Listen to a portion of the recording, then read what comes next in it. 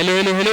Welcome welcome welcome. हाँ जी, क्या हाल चाल? सब बढ़िया चकाचक। तो मैं आपका दोस्त और होस्ट अर्जुन जगवानी आज आपके लिए लेके आया एक नया चैप्टर, एक नया टॉपिक, एक नई वीडियो। तो आज हमारा चैप्टर होने वाला है करंट इलेक्ट्रिसिटी, और इसमें मेरी कोशिश ये रहेगी कि करंट इलेक्ट्रिसिटी आपको कम से कम टाइम में आपको ज़्यादा से ज़्यादा टॉपिक्स पढ़ा पाऊँ, सारी चीज़ें कंप्लीट कर पाऊँ with in a short span of time, ताकि आप अपना पूरा सिलेबस जो है या पूरे जो चैप्टर्स हैं बहुत टाइमली रिवाइज कर सकें, पढ़ सकें। तो अगर तुमने कुछ भी नहीं पढ़ा है अभी तक करंट इलेक्ट्रिसिटी के बारे में तो भी ये वीडियो तुम्हारे लिए है। तुमने अगर सब कुछ पढ़ लिया है, तुम्हें रिवाइज करना है, तो भी ये वीडियो तुम्हारे लिए है। आराम से बढ़िया एकदम कुर्सी की पेटी बांध लो और इस वीडियो को देखो, समझो, जानो, पहचानो। ठीक, चलो with that being said let's move ahead. सबसे पहले स्टार्ट करते हैं, what do you mean by electric current. Electric current हमने सबने देखा है, समझा है, जाना पहचाना है कि करंट क्या होता है। तो कभी भी कोई बैटरी से हम कोई चीज़ कनेक्ट करते हैं या हम कोई भी अप्लायंस या कोई भी डिवाइस कनेक्ट करते हैं तो वो करंट होता है। ठीक है, हमारे फ़ोन को जब हम चार्ज करते हैं तो उस फोन में क्या फ्लो हो रहा होता है? करंट फ्लो हो रहा होता है। आप टीवी ऑन करते हो, स्विच ऑन करते हो, तो स्विच ऑन करते हो तो उसमें क्या बोलते हैं, जब स्विच ऑन करते हो सॉकेट से क्या निकलता है? करंट निकलता है। वो करंट फ्लो करता है वायर्स के थ्रू, आपके डिवाइसेस में फ्लो करता है। ठीक, आप कोई बेसिक कोई छोटा सा खिलौना ही ले लो जिसमें बैटरी से चलता हो, तो बैटरी से चलता है कि उसमें बैटरी लगी है, आपने स्विच ऑन किया तो वो करंट फ्लो होगा। आप छोटा सा एक सर्किट ले लो, एक ऐसा छोटा सा सर्किट है जिसमें ऐसे बल्ब लगा हुआ है, ठीक, और यहाँ पे एक स्विच रखा है और यहाँ बैटरी रखी है। ठीक, तो आपने स्विच ऑन किया जैसे ही, वैसे ये बल्ब ग्लो करने लगेगा। जैसे ये बल्ब क्या करेगा? ग्लो करेगा। तो ये क्या है? इससे करंट फ्लो हो रहा है जिसकी वजह से ये बल्ब ग्लो कर रहा है। ठीक है, ये तो है, पर क्या है एक्चुअली में? करंट क्या है? Current is nothing but a flow of charge. तुम्हारा जो भी अप्लायंस वर्क कर रहा है, क्या करंट की वजह से वर्क कर रहा है? करंट तो बेसिकली एक मेजरमेंट की यूनिट है। जो एक्चुअल में जो हीरो है, जो एक्चुअल में जो एकदम जिसको हमें अप्रिशिएट करना है, जो अंडररेटेड हमारा कैरेक्टर है, वो हमारा है चार्ज। हम चार्ज भूल जाते हैं, जबकि एक्चुअल में जो हमारा हीरो है वो चार्ज ही है। जो जितना भी करंट है या जो भी हमारा अप्लायंस को वर्क कराने में हेल्प करता है वो चार्ज करता है। Current is just a measure of charge, कि कितना चार्ज फ्लो हो रहा है। ठीक, करंट एक एक्चुअली एक मेजरेबल क्वांटिटी है। ठीक, तो ये चीज है। तो करंट से पहले हम डिस्कस कर लें, दो तरह के करंट होते हैं। एक होता है ऑल्टरनेटिंग करंट। ठीक, ये एक बहुत बेसिक आइडिया तुम्हें पता होना चाहिए, इतनी बेसिक नॉलेज होनी चाहिए। ऑल्टरनेटिंग करंट और डायरेक्ट करंट। ठीक, थोड़ा सा बेसिक डिफरेंस दोनों के बीच में जान लो, आगे समझने में आसानी होगी। ऑल्टरनेटिंग करंट होता है जो क्या बोलते हैं, फ्लक्चुएट करता है। पहले डायरेक्ट करंट समझते हैं, ऑल्टरनेटिंग करंट पे बात पे आऊंगा। पहले डायरेक्ट करंट समझो। डायरेक्ट करंट ही तुम्हें पढ़ना है, डायरेक्ट करंट ही तुम्हारे सिलेबस में है, इसी से रिलेटेड पूछा जाएगा। ऑल्टरनेटिंग करंट तुम्हारे सिलेबस में है भी नहीं, उसको तुम 12th में पढ़ोगे बहुत अच्छे से, पर हाँ आइडिया होना चाहिए, दोनों के बीच में डिफरेंस मालूम होना चाहिए। डायरेक्ट करंट क्या होता है? जो हम अप्लायंसेस में, मतलब एक छोटे छोटे अप्लायंसेस में बैटरी के थ्रू लगाते हैं, ये ऐसा समझो। डायरेक्ट करंट होता है current with a constant value, current with constant value या कांस्टेंट मैग्नीट्यूड। इसका मैग्नीट्यूड कांस्टेंट रहता है and moves in single direction, moves in single direction. ठीक, तो ये सिंगल डायरेक्शन में मूव करता है, मतलब इसका डायरेक्शन चेंज नहीं होता। अगर ये मूव कर रहा है इस डायरेक्शन में तो ये इधर ही करेगा, ये रिवर्स नहीं होगा। ठीक, और इसका मैग्नीट्यूड कांस्टेंट रहता है। अगर तुम्हारा किसी सर्किट में 5 एम्पियर करंट फ्लो हो रहा है तो वो 5 एम्पियर करंट ही फ्लो होता रहेगा through out the circuit, it won't change unless it's divided, तो वो अलग चीज है, पर हाँ वो वैल्यू नहीं चेंज होगी, मैग्नीट्यूड नहीं चेंज होगा। ऑल्टरनेटिंग करंट ये उसका ठीक उल्टा है। जो तुम्हारे अप्लायंसेस या जो तुम्हारे घर में जो करंट आता है, ठीक, जो इलेक्ट्रिक सप्लाई से जो करंट आता है, लाइक समझो पावर स्टेशन से जो सप्लाई होती है करंट की, वो करंट ऑल्टरनेटिंग करंट होता है। जो तुम्हारे सॉकेट्स में होता है वो ऑल्टरनेटिंग करंट होता है। Alternating current is a current with a constant fluctuating magnitude. मतलब ऑल्टरनेटिंग करंट क्या होता है? वो कॉन्स्टेंटली फ्लक्चुएट हो रहा है। ठीक, करंट विद, ये करंट विद वेरिंग मैग्नीट्यूड। इसका मैग्नीट्यूड कैसा होता है? वेरिंग, और मतलब कॉन्टिन्यूसली चेंज हो रहा है। ठीक, मतलब कॉन्टिन्यूसली मैग्नीट्यूड बदल रहा है, हर एक सेकंड पे इसका मैग्नीट्यूड बदल रहा होता है। और direction reverses periodically, direction reverses periodically.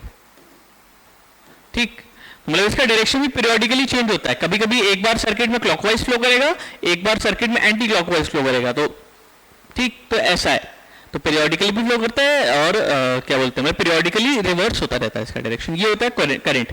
ठीक, अब basic electric current, if a charge Q flows through the cross section of conductor in time t, then the current through it is given as I equals Q upon t। तो मैंने जैसे बताया ना, current is basically a measuring quantity, a measurable quantity, कि एक conductor है, suppose this is the conductor. ठीक, अब कंडक्टर में क्या होते हैं, फ्री इलेक्ट्रॉन्स, कंडक्टर में होते हैं फ्री इलेक्ट्रॉन्स, ये बहुत बेसिक शायद केमिस्ट्री में पढ़ रखा हो तुमने कि एक कंडक्टर में फ्री इलेक्ट्रॉन्स होते हैं। ठीक, free electrons are responsible for the motion in current. ठीक है, तो अगर ये फ्री इलेक्ट्रॉन्स हैं, जैसे ही हमने इसको किसी बैटरी से कनेक्ट किया, ठीक, वैसे ही इससे ये चार्जेस है ये मूव करने लगेंगे, ये चार्जेस क्या करने लगेंगे, मूव करने लगेंगे, और इनका ही फ्लो पर यूनिट टाइम, मतलब इस क्रॉस सेक्शन से, ये जो एरिया है, इस क्रॉस सेक्शन से कितना चार्ज फ्लो हो रहा है, समझो ये कंडक्टर है, कंडक्टर का ये क्रॉस सेक्शन मान लो, मतलब ये इस डायमीटर से, इस एरिया से, इस मान लेता हूं ये कंडक्टर है, तो यहां से कितना चार्ज फ्लो हो रहा है, ये चार्ज यहां से फ्लो हुआ, यहां से फ्लो हुआ, यहां से फ्लो हुआ, यहां से फ्लो हुआ, तो ये कितना चार्ज फ्लो हो रहा है in a unit time, that is called current. तो basically it's a measuring quantity, एक रेट है एक टाइप का। ठीक है, जैसे रेट हम निकालते हैं ना, ग्रोसरी शॉप में जाते हैं तो देखते हैं आलू कितने रुपए किलो है, तो बस वही है, आलू हमें लेना भले 10 किलो है, पर हम एक रेट पूछते हैं ना उससे कि 20 रुपए किलो है, 25 रुपए किलो, लाइक दैट। ठीक है, तो वैसा है, मेजरिंग क्वांटिटी है। ठीक, इसकी SI unit is ampere, SI unit ampere होती है, या फिर तुम कूलम पर सेकेंड भी लिख सकते हो। ठीक, coulomb for charge and second for time.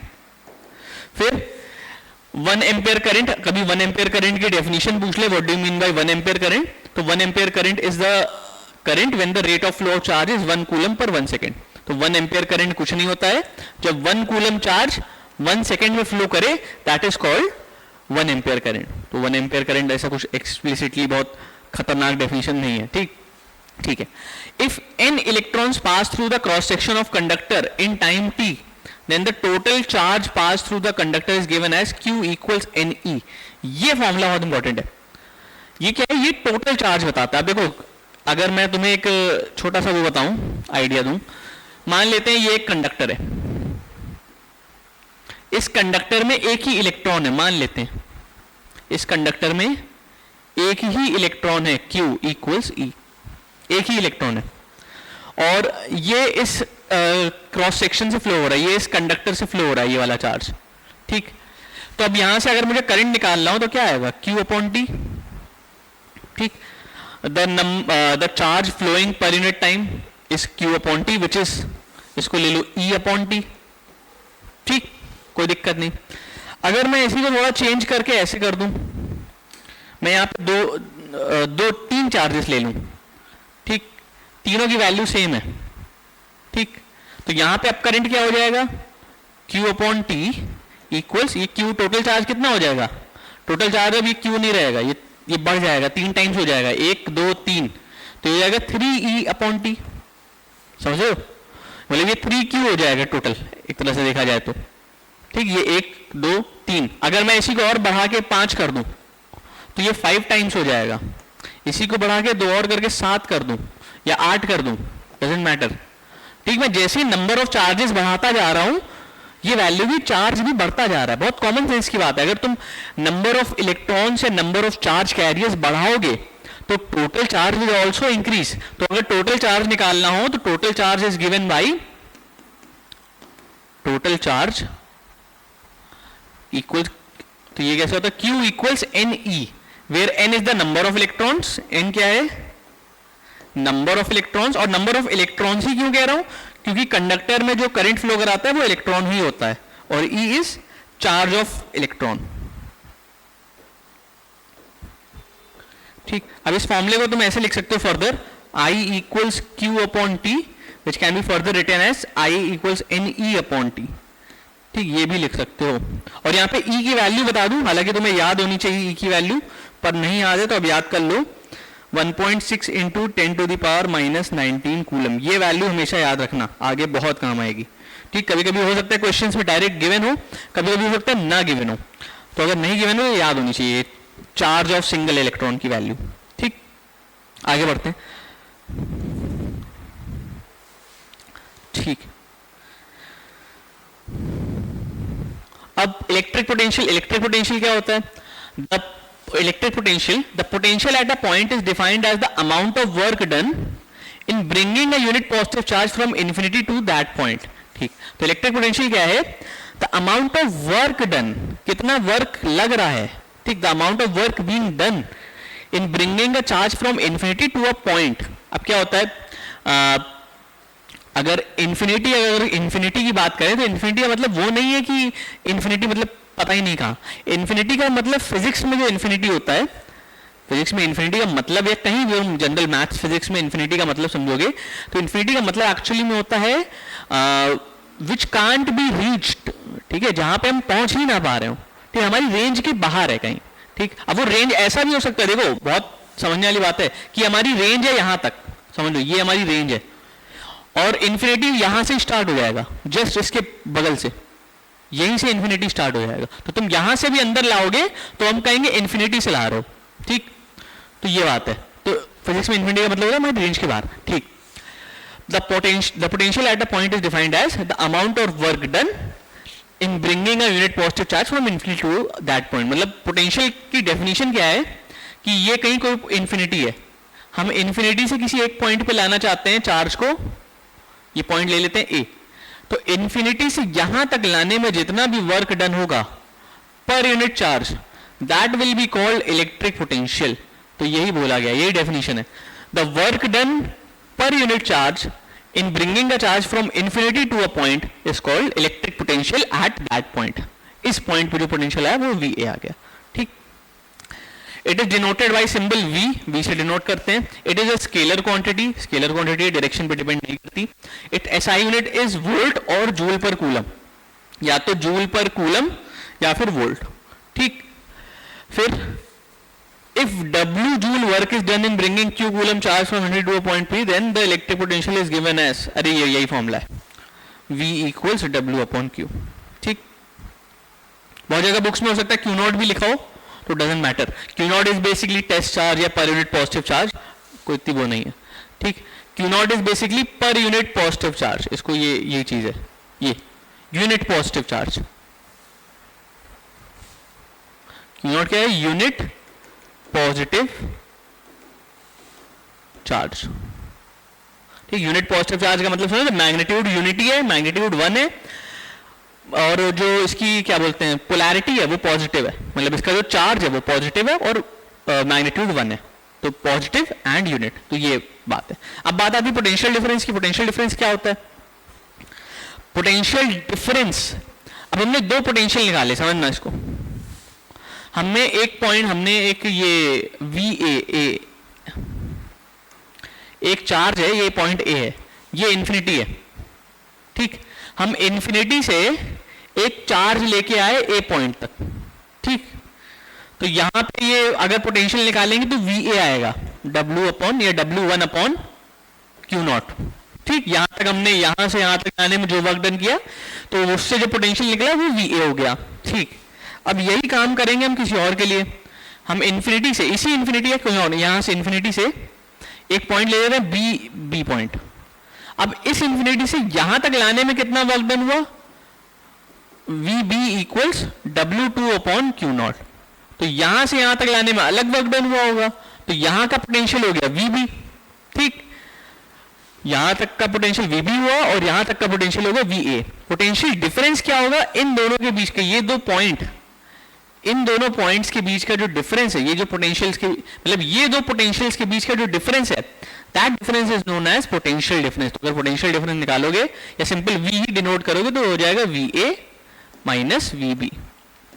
ठीक, तो ये होता है पोटेंशियल डिफरेंस, यही यहां लिखा है।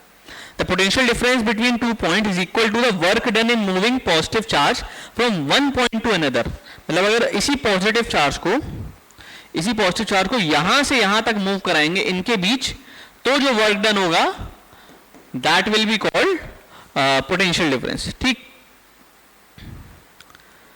ठीक है, it's SI unit is volt, ये वही हो गया V equals VA minus BB, ठीक। आगे तुम पोटेंशियल डिफरेंस के टर्म्स में ही पढ़ोगे, बात एक ही है, तीनों चीजें ऑलमोस्ट सिमिलर है, ठीक, तीनों चीजों में बहुत ज्यादा कुछ डिफरेंस, ये दोनों चीजों में बहुत ज्यादा कुछ डिफरेंस नहीं है, ठीक, ऑलमोस्ट सिमिलर चीजें। आगे देखो रेजिस्टेंस, हाँ अब ये बहुत इंपॉर्टेंट चीज है। रेजिस्टेंस क्या होता है? Resistance is nothing but obstruction. Resistance क्या है? Obstruction offered in the flow of current is known as resistance. Resistance देखो नाम से हो रहा है, रेजिस्ट करना, ठीक, मतलब समझ लो कुछ अपोज करना, तो resistance is nothing but obstruction offered to the flow of electrons, ठीक, या फ्लो ऑफ चार्ज या फ्लो ऑफ करंट, कुछ भी लैंग्वेज लिख लो, डजंट मैटर। कि रेजिस्टेंस क्या है? एक ऑब्स्ट्रक्शन है। हम जो करंट की फ्लो को एक ऑब्स्ट्रक्शन अगर प्रोवाइड करें, उसको फ्लो करने में दिक्कत हो, तो वो जो ऑब्स्ट्रक्शन है वो ऑब्स्ट्रक्शन कहलाता है resistance. The obstruction offer to the flow of current by a conductor is called resistance, ठीक। It is also defined as, अब एक और डेफिनेशन है, it is also defined as ratio of potential difference to the current flowing through a conductor। ये क्या है?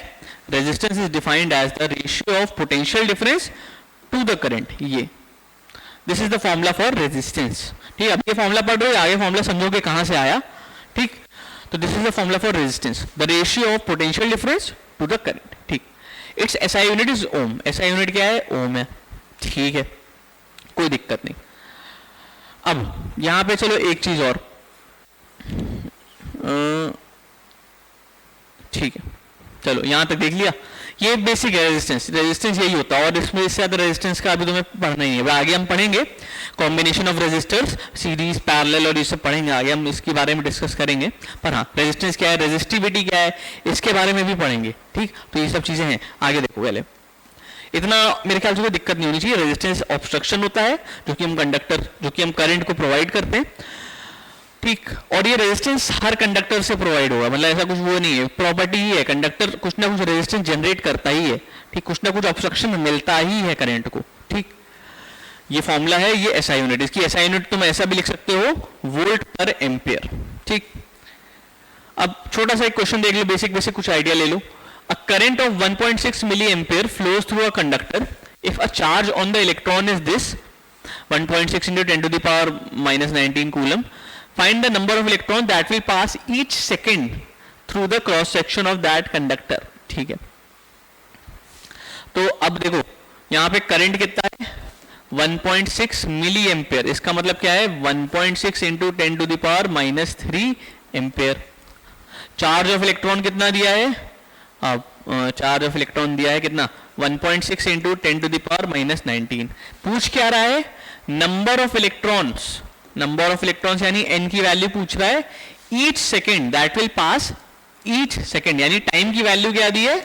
1 second दी है। यहाँ फॉर्मूला लगाओगे क्या? अभी अभी हमने पढ़ा था, I equals Q upon T पढ़ा था, तो Q की जगह क्या लिख दोगे? NE अपॉन T, ठीक। तो यहाँ सारी वैल्यूज रखो, ये I की वैल्यू हो जाएगी 1.6 into 10 to the power minus 3, n की वैल्यू एज इट इज रहने दो, e की वैल्यू तुम लिख दोगे अभी 1.6 into 10 to the power something, और t की वैल्यू हो गई 1। n की वैल्यू यहां से निकाल लो, n की वैल्यू क्या आ जाएगी? इसको रब कर दे रहा हूं, n की वैल्यू आ जाएगी 1.6 into 10 to the power minus 3 upon 1.6 into 10 to the power minus 19। ये 1.3 से 1.3 कैंसिल, ये 19 माइनस 3 हो जाएगा तुम्हारा 16, n इक्वल्स 10 की पावर 16। तो ये हो गए नंबर ऑफ इलेक्ट्रॉन्स, 10 की पावर 16 इलेक्ट्रॉन्स, ठीक। बेसिक क्वेश्चन था। Calculate the current flowing through the wire if the resistance 5 ohm is connected to the battery of potential difference 3 volt. Resistance कितना है? 5 ओम, पोटेंशियल डिफरेंस कितना है? 3 वोल्ट, ठीक। तो यहां से करंट निकालो, तो क्या हो जाएगा? हमने ये पढ़ा है, R equals V upon I, ठीक। तो यहां से तुम करंट निकाल लो, I equals V upon R। V क्या है? 3, R क्या है? 5, 3 अपॉन 5 निकाल लो I की वैल्यू। I की वैल्यू क्या आ जाएगी? 0.6 एम्पियर, ठीक। आ गया, आगे देखते हैं। Factors affecting the resistance of conductor, ठीक। अब उससे पहले एक चीज समझना, तुमने ये पढ़ रखा है R equals V upon I। ठीक, अब तुम ये समझना, अच्छा लेकिन तुम ये चीज समझ नहीं पाओगे, ठीक है कोई बात नहीं, पहले इसी पे बात करते हैं, उस पे बाद में आएंगे। ठीक, factors affecting the resistance of conductor. ठीक है, रेजिस्टेंस किन किन चीजों पे डिपेंडेंट है, बेसिकली ये कहने का मतलब है। तो resistance firstly depends upon nature of the conductor, कि कैसा कंडक्टर है, मेटल है, नॉन मेटल है, कंडक्टर है, इंसुलेटर है, किस टाइप का कंडक्टर, लाइक नेचर। ठीक, उसकी फिजिकल प्रॉपर्टी है ये कि किस टाइप का कंडक्टर है, उस पर डिपेंड करता है, पहली चीज। Secondly it depends upon the length of conductor. How it depends upon the length of conductor? Resistance is directly proportional to the length of conductor, ये याद रखना, बहुत इंपॉर्टेंट है। रेजिस्टेंस लेंथ ऑफ कंडक्टर के डायरेक्टली प्रोपोर्शनल, यानी conductor जितना ही लंबा होगा लेंथ में, उसका रेजिस्टेंस उतना ही ज्यादा होगा। थिकनेस ऑफ कंडक्टर पे डिपेंड होता है, कैसे? Resistance is inversely proportional to the area of cross section. Area of cross section बोल रहे हैं, थिकनेस बोल लो। अब एरिया ऑफ क्रॉस सेक्शन बोल रहा हूं बार बार, क्रॉस सेक्शन का मतलब समझ लो, ये अगर कंडक्टर है ऐसा कुछ, ठीक, ऐसा कुछ कंडक्टर है, ऐसा नहीं, ऐसे ही बनाओ।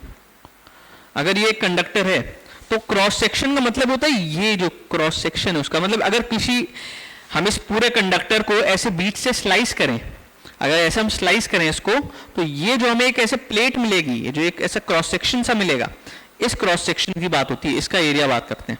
ठीक, मतलब या ये बोल लो तुम, इस एंड पे, एंड पॉइंट्स का ये ले लो, ये क्रॉस सेक्शन, ये इसकी बात होती है। ठीक, तो एरिया ऑफ क्रॉस सेक्शन के इनवर्सली प्रोपोर्शनल, यानी एरिया ऑफ क्रॉस सेक्शन जितना ज्यादा होगा, थिकनेस जितनी ज्यादा होगी, समझो एरिया ऑफ क्रॉस सेक्शन अगर कम है तो थिकनेस कम है, एरिया ऑफ क्रॉस सेक्शन अगर ज्यादा है तो थिकनेस ज्यादा है। ठीक, तो ये रेजिस्टेंस थिकनेस कह लो या एरिया ऑफ क्रॉस सेक्शन के इनवर्सली प्रोपोर्शनल है। ठीक, और टेम्परेचर ऑफ कंडक्टर, जो रेजिस्टेंस है तुम्हारा, टेम्परेचर पे भी डिपेंडेंट होता है। ठीक, अब ये सब चीजें आगे हम देखेंगे, टेम्परेचर पे कैसे डिपेंडेंट होता है, बता ही दे रहा हूं वैसे यहाँ पे, इतना कुछ बहुत डिटेल में नहीं है तुम्हारे में। तो टेम्परेचर पे कैसे डिपेंडेंट होता है? रेजिस्टेंस होता है increases with the increase in temperature, increases with increase in temperature। तुम टेम्परेचर बढ़ाते जाओगे तो रेजिस्टेंस इंक्रीज होता जाएगा। कंडक्टर के लिए बात हो रही, मेटल्स और कंडक्टर्स के लिए बात हो रही। ठीक, बेसिकली कंडक्टर यहाँ पे मेटल्स की बात कर रहा हूँ। ठीक, मेटल्स ले लो या जो जनरल तुम्हारे कंडक्टर्स में आते हैं, एलॉयज वेलॉयज की बात नहीं कर रहा हूँ, सेमी कंडक्टर्स को काउंट नहीं कर रहा हूँ, जस्ट बेसिक कंडक्टर्स। ठीक, उनके लिए इंक्रीज करता है with the increase in temperature. ठीक, और लेंथ के डायरेक्टली होता है, एरिया के इनवर्सली होता है। ये तीन चीजें ध्यान में रखना, और नेचर ऑफ कंडक्टर, ये चार चीजों पे डिपेंड करता है। और like one of the most frequently asked questions में से एक है ये। ठीक, इससे रिलेटेड टॉपिक या इससे रिलेटेड क्वेश्चंस तो आता ही है यूजुअली। ठीक है, वो चीज न्यूमेरिकल फॉर्म में आ जाए या किस फॉर्म में आ जाए, कॉन्सेप्चुअल क्वेश्चन है, आ सकता है। आगे देखो, ओम्स लॉ बहुत इंपॉर्टेंट है, इसको तो मार्क कर लो, ये बहुत इंपॉर्टेंट है। ओम्स लॉ क्या है? According to Ohm's law, the current flowing in the conductor is directly proportional to the potential difference across its ends, provided the physical condition and temperature of the conductor remain constant. अब बहुत ध्यान से समझना, according to Ohm's law, the current flowing in a conductor is directly proportional to the potential difference across its ends, provided the physical condition and temperature of the conductor remaining constant। क्या मतलब है? जो conductor में जो potential difference है और जो current है, they are directly proportional to each other. मतलब अगर हम पोटेंशियल डिफरेंस बढ़ाएंगे तो करंट भी बढ़ेगा कंडक्टर में। ठीक, और पोटेंशियल डिफरेंस घटाएंगे तो करंट भी घटेगा। ठीक है, ये डायरेक्टली प्रोपोर्शनल का मतलब ये। ठीक है, ये बात तो है। यहां पे एक चीज ध्यान देने वाली है, when the physical conditions and temperature of conductor remain constant, ये याद रखना है। ओम्स लॉ तभी वर्क करता है when the physical conditions and temperature are constant। ठीक, इस केस में ही वर्क करता है ओम्स लॉ। तो V is proportional I, proportionality का साइन हटाएंगे, कांस्टेंट आएगा। प्रोपोर्शनैलिटी का साइन हटाओगे, आएगा कांस्टेंट। कांस्टेंट हो जाएगा R। यहाँ पे R क्या है? कांस्टेंट है। तो यहाँ पे ये याद रखना, यहाँ पे R क्या है? कांस्टेंट। और इस कांस्टेंट की वैल्यू किसके बराबर है? रेजिस्टेंस के बराबर होती है। ठीक, तो यहाँ पे यही ये फॉर्मूला यहाँ से ही आया है, R equals V upon I, जो हमने पहले लिखा था वो फॉर्मूला आया ओम्स लॉ से ही है। ठीक, तो ये चीज है। ठीक, तो ये हो गया है, बस यही है ओम्स लॉ कि V is proportional I and proportionality का साइन हटाएंगे तो कांस्टेंट आ जाएगा। तो यहाँ पे तुम ये लिख सकते हो V upon I equals R। ठीक, और ये जो कांस्टेंट है ये रेजिस्टेंस के बराबर है। ठीक, बस यही चीज है। अब कंडक्टेंस, कंडक्टेंस क्या होता है? Reciprocal of resistance is called conductance, its unit is पर ओम। मतलब कंडक्टेंस क्या होता है? जे से डिनोट करते हैं जहां तक मुझे याद है, कंडक्टेंस नाम से देख लेते हैं। ठीक, एग्जैक्ट मेरे को लेटर नहीं याद आ रहा किस सिंबल से डिनोट करते थे, पर हाँ कंडक्टेंस जो होता है रेसिप्रोकल होता है रेजिस्टेंस का, तो 1 अपॉन रेजिस्टेंस, जो भी रेजिस्टेंस आए उसका रेसिप्रोकल कर दोगे तो कंडक्टेंस कहलाता है। इस तरह रेजिस्टेंस बताता है obstruction offer to the flow of electron, conductance बताता है कितना इजीनेस प्रोवाइड कर रहे हैं टू द इलेक्ट्रॉन, कितना आराम से फ्लो हो रहा है। ठीक, तो ये चीजें। ठीक, अब ohmic resistors are the resistors which obey the Ohm's law, मतलब वो वाले कंडक्टर्स जो ओम्स लॉ ओबे करें आर कॉल्ड ओमिक रेजिस्टर्स। ठीक, या लीनियर रेजिस्टेंसेस भी कह सकते हो या ओमिक रेजिस्टेंस, जो भी नाम ले लो। ठीक, example all metallic conductor, silver, copper, aluminium, iron etcetera. Non ohmic resistors इसका उल्टा, कि which do not obey Ohm's law are called non ohmic resistors, और कुछ नहीं है। ठीक, स्पेसिफिक रेजिस्टेंस और रेजिस्टिविटी। ठीक, अब इसको करने से पहले एक बार ये सोचो, R equals V upon I है। ठीक, मैं यहां पे एक चीज कंडीशन बता दे रहा हूं, physical condition remain same, physical condition constant है। ठीक, अब अगर मैं यहां पे तुम सोचना R equals V upon I है और फिजिकल कंडीशन कांस्टेंट है, अगर मैं पोटेंशियल डिफरेंस बढ़ाऊं तो रेजिस्टेंस पे क्या इफेक्ट आएगा? रेजिस्टेंस पे क्या इफेक्ट आएगा? मतलब क्या ये इंक्रीज करेगा, डिक्रीज करेगा, या नन ऑफ द अबव? कुछ नहीं, चेंज नहीं होगा, अनचेंज रहेगा। ठीक, या अनचेंज अलग ऑप्शन रखते हैं। ठीक, मतलब या अनचेंज रहेगा, इंक्रीज करेगा, डिक्रीज करेगा, या इन तीनों में से कुछ भी नहीं होगा, नन ऑफ द अबव। तुम बताओ, थोड़ा सा टाइम दो अपने आप को, वीडियो यहीं पॉज कर लो और सोचो 2 minute. Physical condition same constant है, फिजिकल कंडीशन में हम कोई छेड़छाड़ नहीं कर रहे हैं, उसी टाइम पे फिर हम पोटेंशियल डिफरेंस बढ़ा रहे हैं, तो क्या रेजिस्टेंस बढ़ेगा या घटेगा या चेंज ही नहीं होगा, या इन तीनों में से कुछ भी नहीं होगा? ऐसा मैंने थोड़ा कंफ्यूज करने के लिए करा है, पर हाँ देखो, तुम सोचो। ठीक, सोचना, टाइम लेना, पॉज करके टाइम लो। ठीक, ठीक, आई होप तुमने पॉज किया होगा और टाइम लिया होगा, नहीं लिया तो कोई बात नहीं। यहां पे इसका सही आंसर है अनचेंज्ड, नहीं होगा चेंज। क्यों? क्योंकि मैंने यहां पे कंडीशन डिफाइन कर दी, resistance is physical condition constant है। तो अभी तुमने ओम्स लॉ में पढ़ा, ओम्स लॉ में क्या पढ़ा? When the physical conditions are constant V is proportional I। तो बहुत सोचो, अगर तुम ये इंक्रीज करोगे तो करंट अपने आप इंक्रीज होने लगेगा, जो करंट है ये भी अपने आप इंक्रीज होने लगेगा, तो इवेंचुअली जो रेशियो है कांस्टेंट ही रहेगा। ठीक, समझो अगर तुम्हारा ये रेशियो था पहले 6/9, तो अगर तुमने इसको इंक्रीज कर दिया और तुमने इसको कितना कर दिया 12, मतलब 2 टाइम्स कर दिया, ठीक, तो ये भी 2 टाइम्स हो जाएगा। ठीक, तो ये रेशियो कांस्टेंट ही रहेगा। ये भी, इसका भी रेशियो पहले कितना आ रहा था 2/3, इसका भी रेशियो क्या आएगा 2/3। ठीक, तो मतलब ये रेशियो तो कांस्टेंट ही रहा, भले इंक्रीज कर दिया तुमने, तो वो बात है। इसीलिए फिजिकल कंडीशन कांस्टेंट है, तो रेजिस्टेंस चेंज नहीं होगा, ये कांस्टेंट हो जाता है। ठीक, तो ये बात थी, बहुत छोटी सी चीज थी। ठीक, ओम्स लॉ पे था ये क्वेश्चन, रेजिस्टेंस का नहीं था, ओम्स लॉ का था। ठीक, कॉन्सेप्चुअल क्वेश्चन था बल्कि। अब आती स्पेसिफिक रेजिस्टेंस और रेजिस्टिविटी। अब ये क्या होता है? ये भी एक कांस्टेंट होता है, कुछ अलग चीज नहीं है। बेसिकली हर मेटल, हर कंडक्टर, नॉन कंडक्टर, सबका होता है एक। ठीक है, ये एक प्रॉपर्टी होती है। क्या होती है? हमने ये पढ़ा है, R is proportional to L। ठीक, R is also proportional to 1/A।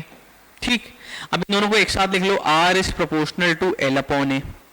ठीक, अब प्रोपोर्शनैलिटी का जब साइन हटाओगे तो आएगा कांस्टेंट, प्रोपोर्शनैलिटी का साइन हटाओगे, इक्वल टू लाओगे तो कांस्टेंट आएगा। तो ये जो कांस्टेंट आता है ये आता है रो, और यही कांस्टेंट कहलाता है रेजिस्टिविटी।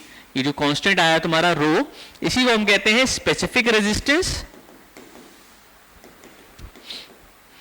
ठीक, या फिर नाम है इसका resistivity.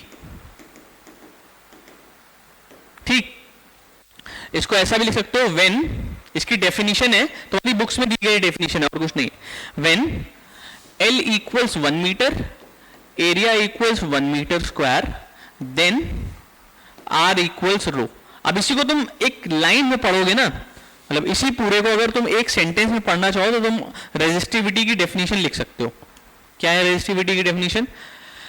When a conductor of resistivity can be defined as the resistance per unit length and per unit area of cross section। क्या बोला मैंने? resistivity is defined as the resistance per unit length and per unit area of cross section of a conductor। ठीक, तो ये resistivity की definition हो गई। इसकी SI यूनिट क्या हो जाएगी? SI यूनिट हो जाएगी इसकी resistivity की, ये हो जाएगी ओम मीटर। ठीक, इसको ऐसा भी लिख सकते हो, ओम मीटर। ठीक, रेजिस्टिविटी अब किन किन चीजों पे डिपेंड करती है? रेजिस्टिविटी सिर्फ दो चीजों पे डिपेंड करती है, मटेरियल ऑफ कंडक्टर, ठीक, कि किस तरह का मटेरियल है, गुड कंडक्टर है, बैड कंडक्टर है, और टेम्परेचर ऑफ कंडक्टर। केवल दो चीजों पे, लेंथ एरिया पे डिपेंड नहीं करती है रेजिस्टिविटी। लेंथ और एरिया पे केवल रेजिस्टेंस डिपेंड करता है, रेजिस्टिविटी डिपेंड नहीं करती है। ठीक, तो यहाँ पे ये याद रखना। तो ये चीज हो जाएगी, तो ये मटेरियल और टेम्परेचर पे ही डिपेंड करती है और कुछ नहीं। आगे देखो, अब बात आती है ईएमएफ और टर्मिनल वोल्टेज। ये पार्ट बी हो गया तुम्हारा, या पार्ट ए खत्म हो गया, पार्ट बी पे आते हैं। तो टर्मिनल वोल्टेज और इलेक्ट्रिक पोटेंशियल, या ईएमएफ, सॉरी, इलेक्ट्रिक पोटेंशियल तो उसी से रिलेटेड है। ईएमएफ देखो, यहाँ पे हम बात कर रहे हैं डीसी सर्किट की। ये डेफिनेशन तो चलो जो लिखी है, इसको इस तरीके से समझाऊंगा कि तुम्हें बहुत ज्यादा डेफिनेशन नहीं देखनी पड़ेगी, तुम्हें अपने आप समझ में आ जाएगा। कैसे समझना? एक पहले सर्किट इमेजिन करो, एक सर्किट देखो, ये एक सर्किट है, एक सर्किट डायग्राम बना रहा हूं, उसी में सारी चीजें समझाता चलूंगा। ठीक, अभी सिंबल्स का अगर मतलब ना समझ में आए तो कोई दिक्कत नहीं है।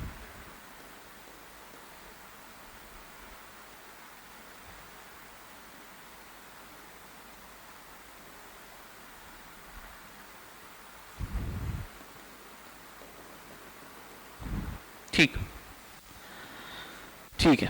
अब देखो, ये हमारा क्या है? सेल है। ये जो मैंने पूरा इसको इससे बनाया है, जो डॉटेड से बनाया है, ये हमारा पूरा एक सेल है।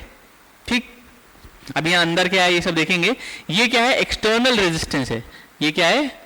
External resistance. External resistance in general कुछ नहीं है, कुछ अलग नहीं है, बेसिकली कोई अप्लायंस हमने लगाया है। कोई अप्लायंस कुछ भी हो सकता है, छोटा सा एलईडी बल्ब हो सकता है, कोई वो नहीं है। ठीक, कुछ ऐसा बहुत एक हाइपोथेटिकल चीज नहीं है, एक छोटा सा एलईडी बल्ब है, उसका भी कुछ ना कुछ रेजिस्टेंस होगा। ठीक, ये हो गया, ये सेल हो गया। अब यहां से करंट फ्लो हो रहा है कुछ आई। ठीक, कोई भी करंट फ्लो हो रहा है आई, हमें नहीं पता क्या। ये रेजिस्टेंस है यहाँ पर आर। अब यहाँ पे देखो, अब आई ना कह के तुम इसको उस टर्म्स में ले चलो, तुम इसको चार्ज के टर्म्स में समझो। पहले तो चार्ज के टर्म्स में हम यहाँ मान लेते हैं कि इस सेल से चार्ज निकला, ये क्यू चार्ज इस सर्किट में फ्लो हो रहा है। ये जो क्यू चार्ज है इस सर्किट में ऐसे फ्लो हो रहा है। ठीक, ये चार्ज फ्लो हो रहा है। ठीक है, तो अब देखो, अब अगर किसी सर्किट में चार्ज फ्लो हो रहा है तो there should be some work in moving the charge. उस चार्ज को फ्लो कराने में कुछ वर्क डन होगा। जैसे हम वर्क डन कर रहे थे चार्ज को इंफिनिटी से एक पॉइंट तक लाने में, कुछ वर्क डन कर रहे थे, तो वैसे ही इस चार्ज को यहां से, इस सर्किट से, इस सेल से यहां से पूरे सर्किट में फ्लो कराने में भी कुछ वर्क डन होगा, बिल्कुल होगा। That work done per unit charge is called EMF. तो ईएमएफ की यहां डेफिनेशन क्या हो गई? EMF is the total work done, समझना, total work done in flowing charge या in moving charge in the complete circuit.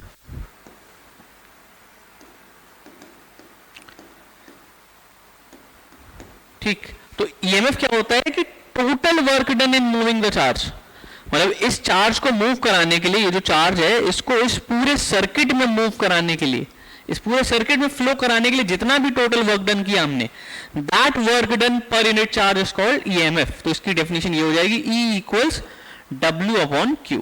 ठीक, ये है एक तरह से वही इलेक्ट्रिक पोटेंशियल ही है, ठीक, बस यहाँ डीसी सर्किट के टर्म्स में बात हो रही है।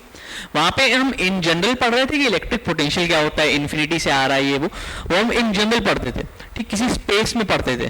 ठीक, यहाँ पे हम किसी स्पेस में नहीं पढ़ रहे, यहाँ हम सर्किट के अंदर ये चीजें पढ़ रहे हैं।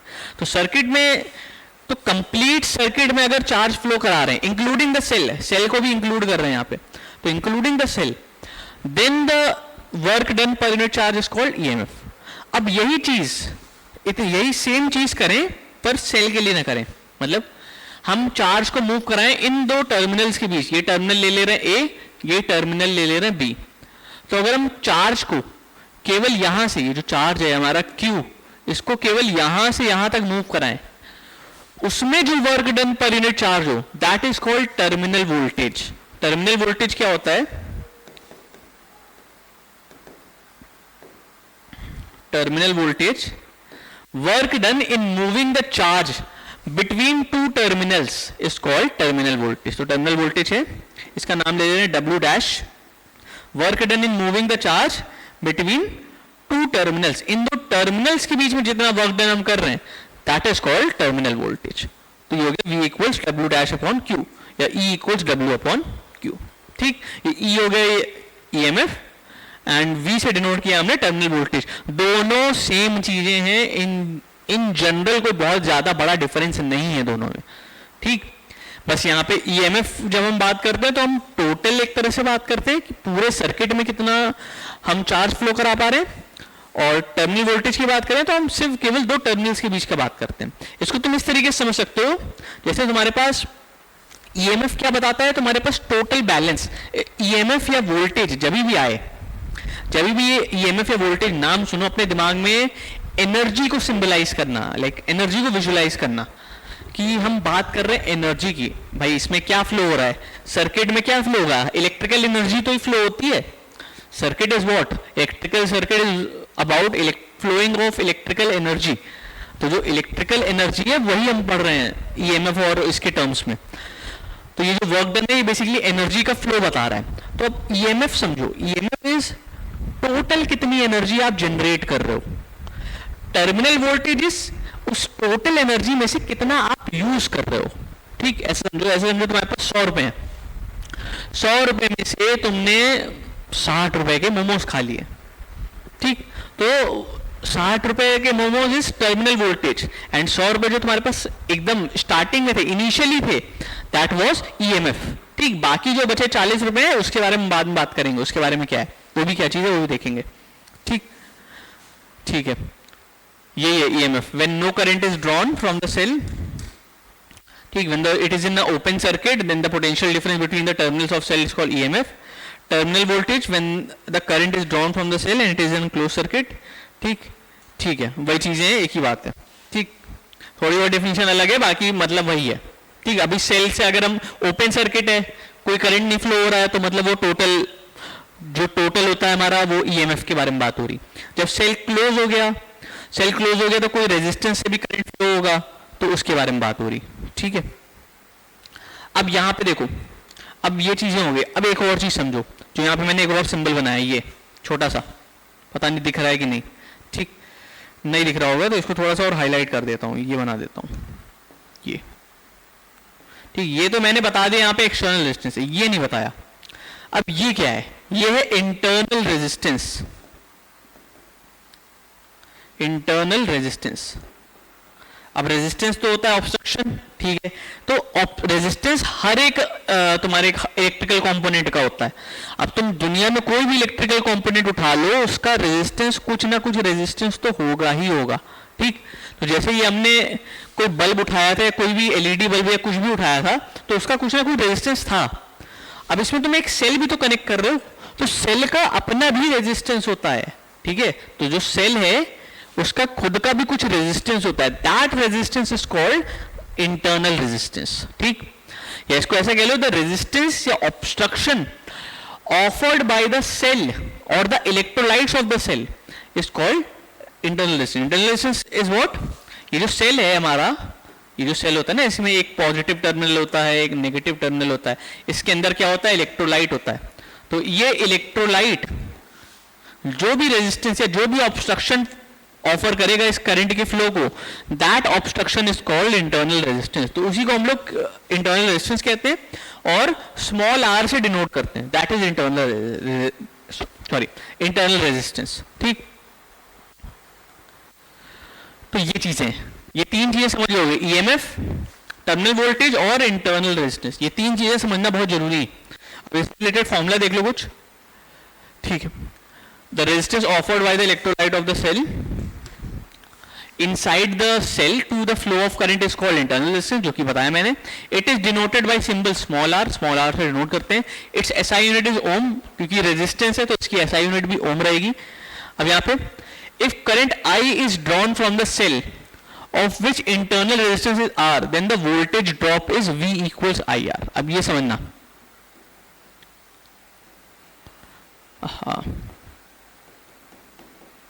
ठीक, वोल्टेज ड्रॉप ये क्या होता है। अब इसी सर्किट पे वापस आते हैं, ये वाला सर्किट है।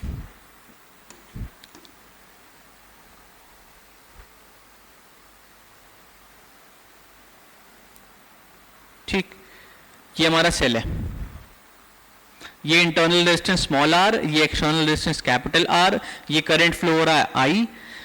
अब यहां पे समझो इस टोटल सर्किट में ईएमएफ कितना है, E is the total EMF. और अगर मुझे इन दो टर्मिनल्स के बीच का पोटेंशियल डिफरेंस निकालना हो तो इनके टर्मिनल्स के बीच का पोटेंशियल डिफरेंस है V। ठीक, ठीक है, तो अब देखो यहां पे समझना, ईएमएफ क्या होता है, हमारे पास टोटल कितनी एनर्जी है। अब इसको तुम वोल्ट में समझो, इसकी SI यूनिट भी वोल्ट होती है, इसकी भी वोल्ट होती है। तो ईएमएफ हमारे पास मान लेते हैं 10 वोल्ट का है। ठीक, अब जैसे मैंने तुम्हें एग्जांपल दिया था, तुम्हारे पास 100 रुपए थे, 100 रुपए से तुमने 60 रुपए के मोमोज खा लिए, बचे जो 40 रुपए वो तुम्हारे पास बचे हुए, पर वो तुम्हें उसका कुछ अपने लिए खर्च नहीं कर सकते हो, वो तुम्हें घर का सामान लाना है। लाइक घर वालों ने बोला था कि 100 रुपए लो, 40 रुपए का सामान लाना है, 40 रुपए कुछ भी सामान हो सकता है, कोई भी XYZ तुम्हें कुछ भी लाना, सब्जी लानी थी, कुछ भी लाना XYZ, तो 40 रुपए खर्च करना इज मैंडेटरी। बाकी वो जो तुम 60 रुपए के मोमोज खा रहे हो, दैट वाज नॉट मैंडेटरी, वो तो तुम्हारा मन कर गया, तुम्हारे पास था तो तुमने खा लिए। ठीक, 70 रुपए होते 70 रुपए खा लेते पनीर मोमोज। ठीक, जस्ट बात कर रहा हूँ। हाँ ठीक, तो मतलब वो तुम्हारे ऊपर था, तुम्हारे पास अगर 100 रुपए होते, पूरे 100 रुपए खुले खर्चा करने की छूट होती तो तुम पूरे 100 रुपए खर्च देते, है ना। तो वो, लेकिन मैंडेटरी कितना था, 40 रुपए का सामान, जो घर का सामान था वो तो लाना ही लाना है। तो सेम चीज ईएमएफ। ठीक, तो यहाँ पे थोड़ा सा जो वोल्टेज है, थोड़ा सा वोल्टेज ड्रॉप जो है, जैसे अगर 10 वोल्ट है तो थोड़ा सा वोल्टेज ड्रॉप इस सेल ले लेता है। मतलब इस पूरे 10 वोल्ट में से मान लेते हैं हम 1.2 वोल्ट जो है इस सेल ने खा लिए। इस सेल ने कैसे खा लिए, इसके रेजिस्टेंस के लिए। इसमें भी तो एक रेजिस्टेंस है, ये जो होता है V इक्वल्स IR, ये पढ़ा है ना ओम्स लॉ में। ठीक, तो ये तो इसके लिए, ये दो टर्मिनल्स के बीच में। अब इसका भी तो कुछ ना कुछ वोल्टेज होगा, इसके लिए भी तो कुछ पोटेंशियल डिफरेंस आएगा, V, स्मॉल v। तो that small potential difference is called voltage drop. तो इस पूरे ईएमएफ में से थोड़ा सा वोल्टेज या थोड़ा सा वोल्टेज ड्रॉप कहूंगा, इसीलिए वोल्टेज ड्रॉप कहा जाता है, क्योंकि इस पूरे में से थोड़ा सा खींच लेता है अपने पास। इस पूरे 10 वोल्ट में से थोड़ा सा अपने पास खींच लेगा, तो दैट इज वोल्टेज ड्रॉप। तो इसने 1.2 वोल्ट अपने पास खींच लिया, बाकी जितना बचा था कितना हो गया 8.8, बाकी 8.8 वोल्ट इसने तुम्हारा इसको सप्लाई कर दिया। ठीक, तो ये चीज हो गई। तो यही होता है तुम्हारा वोल्टेज ड्रॉप, इंटरनल रेजिस्टेंस और ये। अब इनके बीच का रिलेशन देख लो, इनके बीच थोड़ा सा फॉर्मूला देख लो, एक आध फॉर्मूले समझ लो जो कि तुम्हें एग्जाम्स में काम आ सकते हैं, न्यूमेरिकल्स में काम आ सकते हैं। सबसे पहला फॉर्मूला है E equals V plus IR। Derivation इतनी इंपॉर्टेंट नहीं है, पर हाँ मतलब डेरिवेशन से ज्यादा इंपॉर्टेंट इसके न्यूमेरिकल्स हैं। ठीक, तो E equals V plus IR। E is EMF, V is terminal potential, I is current, R is internal resistance. Symbols को बताने की जरूरत नहीं मेरे ख्याल से। ठीक, या ऐसा कह लो V equals E minus IR, ऐसा भी लिखा हो सकता है, या इसको ऐसा लिख सकते हो E इक्वल्स, या ऐसा लिखा हो सकता है I equals E upon R plus small r, ये भी एक फॉर्मूला है। और इसी को लिखने के अलग अलग तरीके हैं, या इसको ऐसा लिख सकते हो E equals V plus V upon R, ये ऐसा लिख सकते हो E equals V 1 plus R upon capital R। ठीक, ये भी लिखने का तरीका है। ठीक, तो अलग अलग फॉर्मूले लिखने का तरीका अलग अलग है, बाकी फॉर्मूला एक ही है, सबने अलग अलग वैल्यू को सब्स्टिट्यूट कर दिए। यहाँ पे I की जगह V upon capital R substitute कर दिया तो ये बन गया। ठीक, यहाँ पे क्या बोलते हैं V इक्वल्स आई आर, ये सब्स्टिट्यूट कर दिया, V equals I R substitute कर दिया तो ये बन गया। ठीक, तो बस ये लिखने का तरीका अलग अलग है, बाकी है एक ही चीज। ठीक, आगे देखो, अब बात करते हैं कॉम्बिनेशन ऑफ रेजिस्टर्स की। कॉम्बिनेशन ऑफ रेजिस्टर बहुत इंपॉर्टेंट टॉपिक है, इससे रिलेटेड क्वेश्चन आते हैं यूजुअली। ठीक, तो कॉम्बिनेशन ऑफ रेजिस्टर जरूर पढ़ना। अब देखो, रेजिस्टर्स को हम दो तरीके से कंबाइन कर सकते हैं, पहला होता है सीरीज, दूसरा होता है पैरेलल। अब इसका सीरीज और पैरेलल मिला के भी होता है, पर हाँ जो जनरल बेसिक आइडिया है वो यही है, या तो रेजिस्टर्स को सीरीज में कंबाइन करो या तो पैरेलल में कंबाइन करो। ठीक, तो सीरीज में कंबाइन करने का मतलब क्या है, एक रेजिस्टर के बाद एक सीक्वेंस में हमने इनको कंबाइन कर दिया। ठीक, तो ये हो गया हमारा सीरीज में, कि ये जो रेजिस्टेंस है R1 R2 R3 इनको सीरीज में लगा दिया। मतलब देख रहे हो, अगर ये इनके एंड पॉइंट्स मानूं, सीरीज में पहचानने का तरीका क्या है, जैसे रेजिस्टर के दो हाथ मान लो। ठीक, तो रेजिस्टर का ये वाला हाथ और ये वाला हाथ दोनों अलग अलग रेजिस्टर से कनेक्ट होने चाहिए, समझ रहे हो। मतलब मेरा ये वाला हाथ है, किसी और के एंड से कनेक्ट होना चाहिए। मतलब ये मेरा जो स्टार्ट, इसको दोनों को नाम दे दो, इसको नाम दे दो स्टार्टिंग, इसको नाम दे दो एंडिंग। ठीक, तो मेरा जो एंडिंग है वो किसी और के स्टार्टिंग से कनेक्ट होना चाहिए, और मेरा जो स्टार्टिंग है किसी और के एंडिंग से कनेक्ट होना चाहिए। इसको यहां समझोगे तो और अच्छे समझ में आएगा। इसको नाम दे रहा हूं स्टार्टिंग, स्टार्टिंग, स्टार्टिंग, और ये स्टार्टिंग, और इसको नाम दे रहा हूं एंडिंग, जो दूसरा वाला है, एंडिंग, एंडिंग, एंडिंग। ठीक, तो या तो मेरा स्टार्टिंग कनेक्ट होना चाहिए टर्मिनल से, ठीक, या तो एंडिंग कनेक्ट होना चाहिए टर्मिनल से, या तो मेरा जो स्टार्टिंग है वो कनेक्ट होना चाहिए किसी और के एंड पॉइंट से। ठीक, तो ये चीज होनी चाहिए। मतलब जो रेजिस्टर्स कनेक्टेड है तो उनका एक का स्टार्टिंग दूसरे के एंडिंग से कनेक्ट हो, मतलब एक का हेड दूसरे की टेल से कनेक्ट हो, ऐसे समझो। ठीक, पैरेलल में क्या होता है, पैरेलल में देखो, पैरेलल में रेजिस्टर्स ऐसे कनेक्ट होते हैं।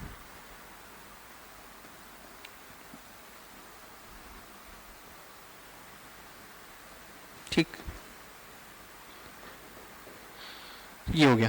तो अब देखो, ये तीनों पॉइंट अगर मैं स्टार्टिंग मानूं, ये इसका ये वाले एंड स्टार्टिंग मानूं, तो ये स्टार्टिंग, स्टार्टिंग, स्टार्टिंग, और ये एंडिंग मानूं। ठीक, बहुत ब्रेकडाउन करके बता रहा हूं एकदम। ठीक, तो देखो ये तीनों का स्टार्टिंग एक ही पॉइंट से कनेक्टेड है और इन तीनों का एंडिंग एक ही पॉइंट से कनेक्टेड है। तो यहाँ पे तीनों का स्टार्टिंग एक साथ कनेक्टेड है, तीनों का एंडिंग एक साथ कनेक्टेड है, तो ये पैरेलल हो गया। ठीक, और ये सीरीज हो गया। तो अब मेरे ख्याल से आइडिया लग जाएगा तुम्हें कि सीरीज कैसे होते हैं, पैरेलल कैसे होते हैं। ठीक, अब इन पे बेस क्वेश्चन तुम जितने लगा पाओ उतने कम है तुम्हारे लिए। मतलब मैं ऐसा कहूंगा, तुम जितने लगा लो उतना बढ़िया। तुम 2 लगाओगे तो 2 के हिसाब से ठीक है तुम्हारी तैयारी, तुम्हें 2 में कॉन्सेप्ट समझ में आ जाता है तो वेल एंड गुड। तुम 4 लगाओ तुम्हें 4 में समझ में आता है तो वेल एंड गुड। तुम 10 लगाओ तुम्हें 10 लगाने के बाद समझ में आता है तो भी वेल एंड गुड। समझ लो, उसके तुम जितने क्वेश्चन लगाओ उतना बढ़िया है। तो मैं ये मेरा यही सजेशन रहेगा, इसका कुछ फिक्स नहीं है। तुम सीरीज पैरेलल कॉम्बिनेशन के क्वेश्चन लगाते हो अपने पास। ठीक है, अगर तुमने टॉपिक समझ में आ गया तो टॉपिक की और क्लैरिटी का तरीका यही है कि तुम और ज्यादा क्वेश्चंस प्रैक्टिस कर दो। कुछ कुछ मैं बताता हूं, ठीक, वो देखना समझना। ठीक, पहले हाँ ये सीरीज और पैरेलल के फॉर्मूले देख लो। सबसे पहले देखो सीरीज पैरेलल। सीरीज में देखो सीरीज कॉम्बिनेशन, 3 रेजिस्टर्स ले लेता हूं। ठीक, R1 R2 R3। ठीक, यहां मैंने टोटल पोटेंशियल मान लेते हैं V प्रोवाइड किया है। और सीरीज में एक बात ध्यान रखना, बहुत इंपॉर्टेंट बात है, सीरीज में current remains the same, current remains same end voltage is divided, voltage is divided. ये बात जिंदगी भर याद रखना। ठीक है, आगे कभी भी सीरीज पैरेलल पढ़ोगे तो ये यूनिवर्सल रूल है कि सीरीज में current remains same end voltage is divided. तो क्या मतलब हुआ, यानी जो वोल्टेज है ये डिवाइड हो जाएगा V1 V2 एंड V3। ठीक, और करंट जो है तीनों से सेम फ्लो करेगा, आई, ये करंट यहाँ इन सीरीज में सेम ही फ्लो करेगा, R1 से भी सेम करंट, R2 से भी सेम करंट, R3 से भी सेम करंट। तो यहां पे तुम निकालोगे V इक्वल्स आई आर, ये फॉर्मूला पढ़ा है, ठीक, ये हमने पढ़ रखा है, हम जानते हैं।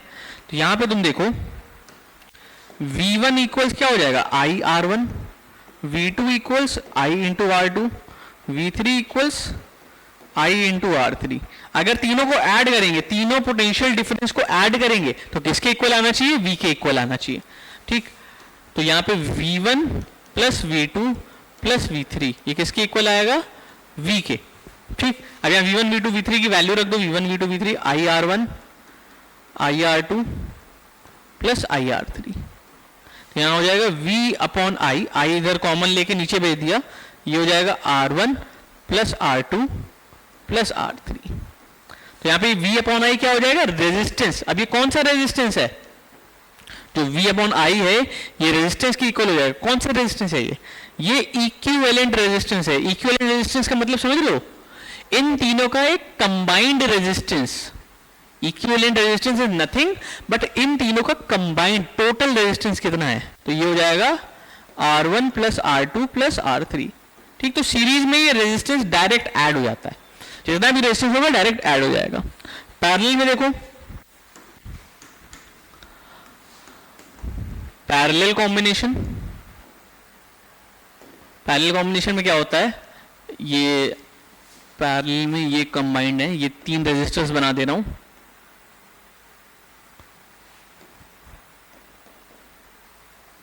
ठीक। ये R1 ये R2 ये R3। पैरेलल में भी दो बातें ध्यान रखने वाली है, वोल्टेज रिमेन्स द सेम।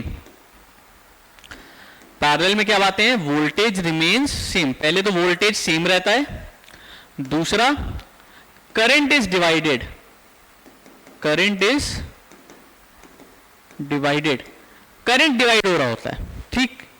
तो अगर ये करंट यहां पे वोल्टेज मैंने V रखा है तो सबके अक्रॉस वोल्टेज सेम रहेगा, ठीक।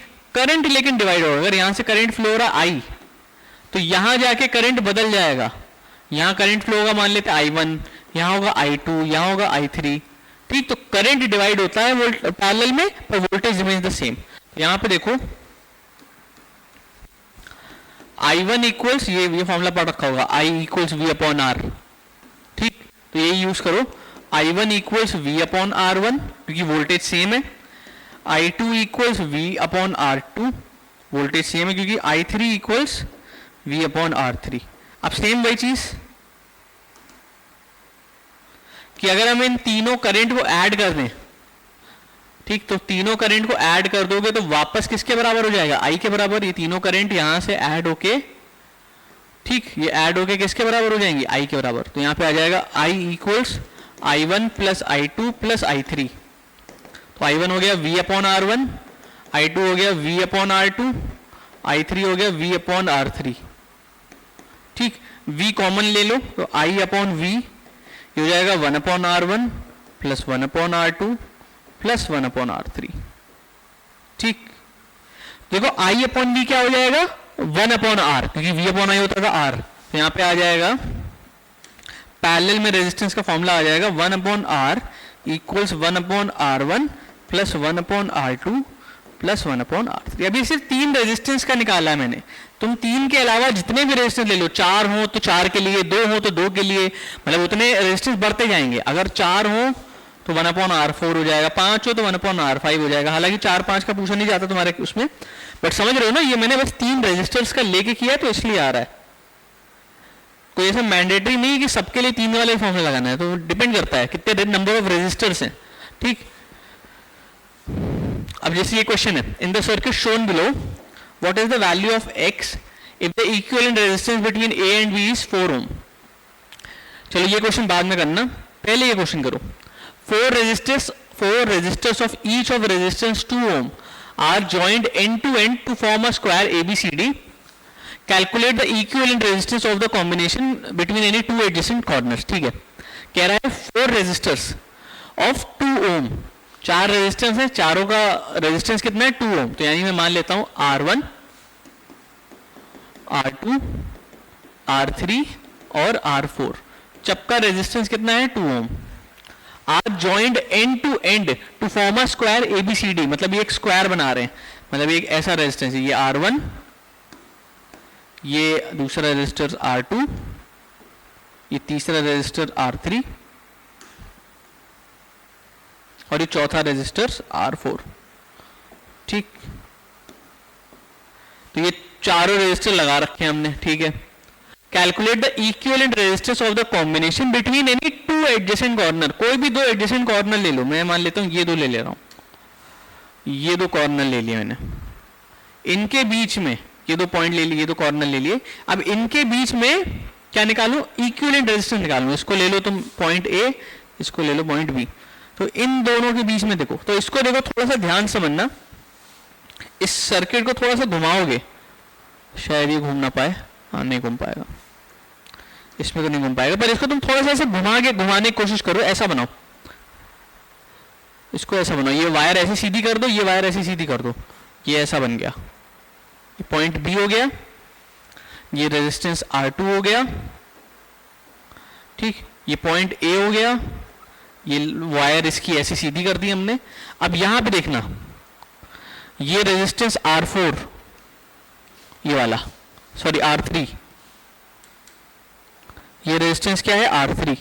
ठीक, अब इसी के देखो R3 का ये स्टार्ट पॉइंट है और ये एंड पॉइंट है, R4 का ये स्टार्ट पॉइंट है और ये एंड पॉइंट है, सेम R1 का ये स्टार्ट पॉइंट है और ये एंड पॉइंट है। ठीक, सेम ये R2 का। ठीक, ये देखो, अब देखो क्या हो रहा है यहां पे, यहां पे क्या हो रहा है, ये जो है, ठीक, ये तीनों सीरीज में है, ये तीनों सीरीज में, ये जो स्टार्ट एंड पॉइंट वाला है, ये मतलब इस तरह आइडिया लेने के लिए, पर ये देखो ये तीनों सीरीज में हो गए। अब R3, R4 एंड R1 ये तीनों सीरीज में, देखो कि सबका एक एंड, सब एक कनेक्टेड है, मतलब सबका एक हेड किसी की टेल से कनेक्टेड है, एक के बाद एक सीधा सीधा, मतलब सीधा सीधा कनेक्टेड नहीं है। यहां पे अगर बनाना चाहोगे इसको और सिंपली, तो ये ऐसा बनेगा, ये ऐसा बनेगा। यहां से हमने एक R3 निकाला, R3 से फिर हमारा ये देखो R4 कनेक्टेड हो गया, R4 से हमारा R1 कनेक्ट हो गया। ठीक, देखो कहीं भी ब्रेक नहीं हो रहा है, और यहां पे देखो ब्रेक हो रहा है।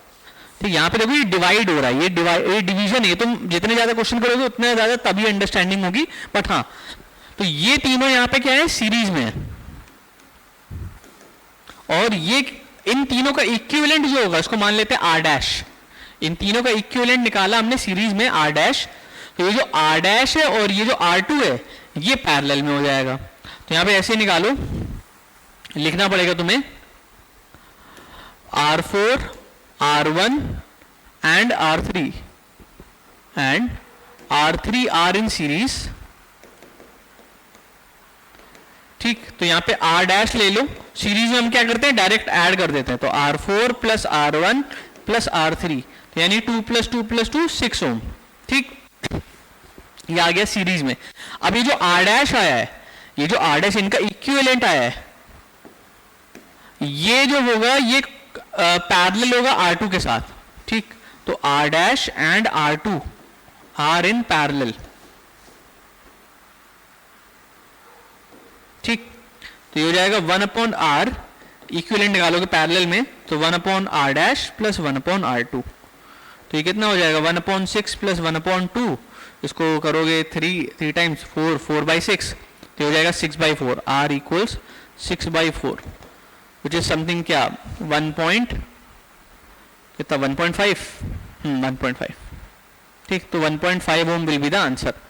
ठीक, कुछ कैलकुलेशन मिस्टेक हो तो वो देख लेना, बाकी हाँ मेरे ख्याल से तो यही होगा। ठीक, तो 1/6, 1/2, ये हो जाएगा 3 टाइम्स, ये हो जाएगा 3 टाइम्स 4/6, 6/4। ठीक, तो यही आएगा। ये याद रखना, हमेशा इसको रेसिप्रोकल करना मत भूलना। यहाँ पे अभी 4/6 आ रहा था। ठीक, 4/6 को मैंने रेसिप्रोकल किया है, तो हमेशा रेसिप्रोकल करना मत भूलना पैरेलल में। ठीक, इसी तरह से ये एक क्वेश्चन, ये भी बढ़िया क्वेश्चन है, इसको तुम खुद अटेम्प्ट करना, एक बार आप अटेम्प्ट करना और कमेंट्स में करके इसका आंसर बताना है। क्वेश्चन कुछ नहीं है, in the circuit shown below calculate the value of x, हमें x की वैल्यू निकालनी है। Calculate the value of x, ठीक, if the equivalent resistance between a and b is 4 ओम, ठीक है। अभी देखो a और b के बीच में जो इक्विवेलेंट रेजिस्टेंस है, बेसिकली टोटल रेजिस्टेंस जो है वो तुम्हें दे दिया है 4 ओम। अब तुम्हें ये x की वैल्यू निकालनी है, तो बस ये करना है, क्वेश्चन इतना डिफिकल्ट नहीं है, थोड़ा दिमाग लगाओगे हो जाएगा। ये समझ लेना, ये दोनों सीरीज में है, ये दोनों सीरीज में है, ये दोनों सीरीज में है, इसका इक्विवेलेंट और इसका इक्विवेलेंट पैरेलल में है, ठीक। तो फिर आके फिर ये आंसर आया, ये टोटल निकाल के इन दोनों के पैरेलल को सॉल्व करके, ठीक। तो इस तरीके से इस क्वेश्चन को सॉल्व करना, आंसर बताना कमेंट्स में। That being saying current electricity हमारा यहाँ पे खत्म होता है। तो ऐसे ही मिलेंगे किसी और दिन किसी और वन शॉट में। तो देखते हैं, समझते हैं, जानते हैं, पहचानते हैं। तब तक के लिए good night, bye bye, tata, see you. खुश रहो, आबाद रहो, जिंदाबाद रहो।